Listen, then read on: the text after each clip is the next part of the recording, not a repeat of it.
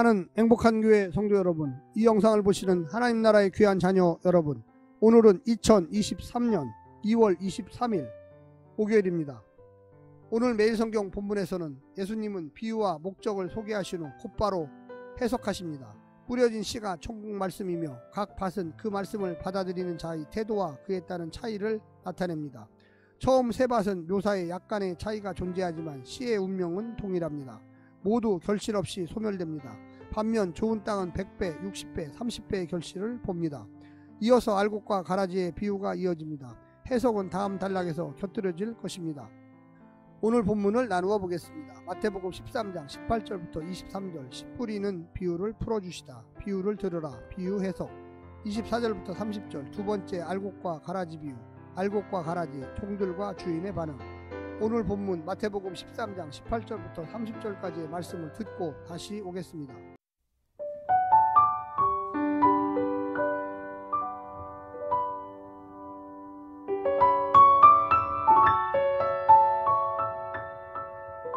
그런즉 씨 뿌리는 비유를 들으라.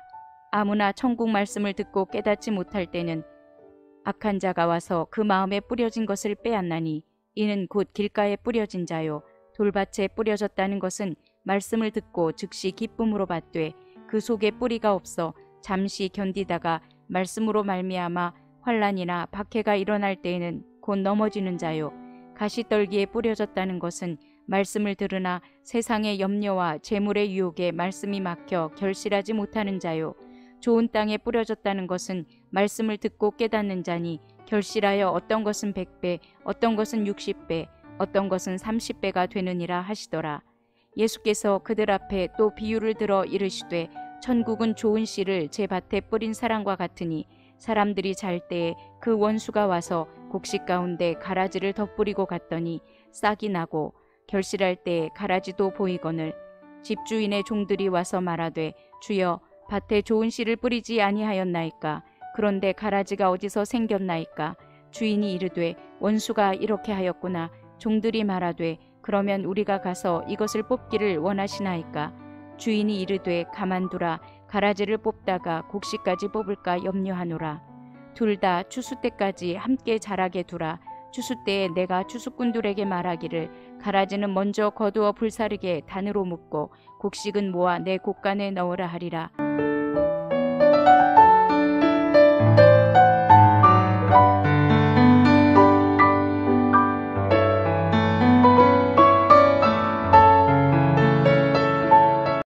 씨 뿌리는 비유 1절과 9절까지 해석 사이에 비유의 목적에 대한 진술이 끼어들었지만 크게 방해받지 않습니다. 오히려 해석에 관심을 집중하게 됩니다.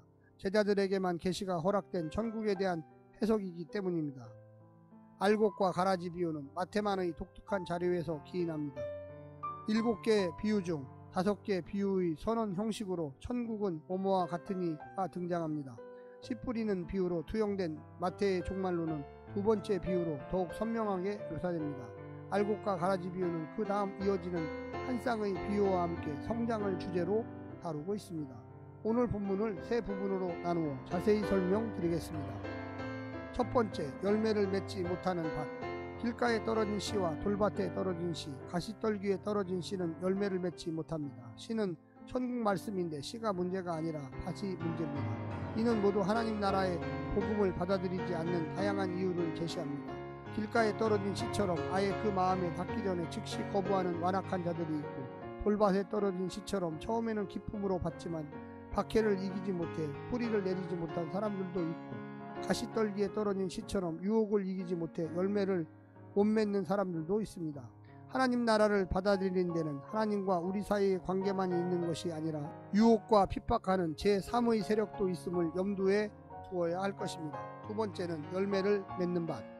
좋은 땅에 떨어져 열매를 맺는 씨들도 있습니다. 열매 맺지 않는 씨들이 많지만 열매는 그 모든 씨들의 희생을 잊을 만큼 풍성하게 맺힐 것입니다.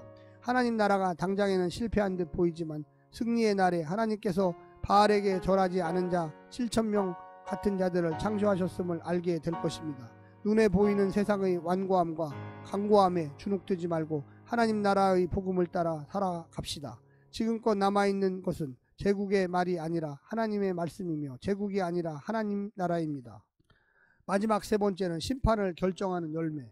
세상에는 하나님의 아들들과 사탄의 아들들이 공존합니다. 주님이 재림하셔서 전사들을 통해 심판하시고 알곡과 가라지를 분리하실 때까지는 그대로 두실 것입니다. 오히려 하나님의 자식들은 소수이고 사탄의 자식들은 다수이니 복음을 따라 사는 것이 어리석게 보일 수도 있습니다. 하지만 심판날에 불법을 행한 자들은 울며 이를 갈게 될 것이고 의인들은 해와 같이 빛나는 영광을 누리게 될 것입니다. 사랑하는 성도 여러분, 열매 맺는 밭이 되십시오. 그래서 이 땅에 온 날이 끝날 때에 해와 같이 빛나 영광에 참여하는 기쁨을 누리시기를 간절히 부탁드립니다. 오늘 하루도 승리하십시오. 샬롬.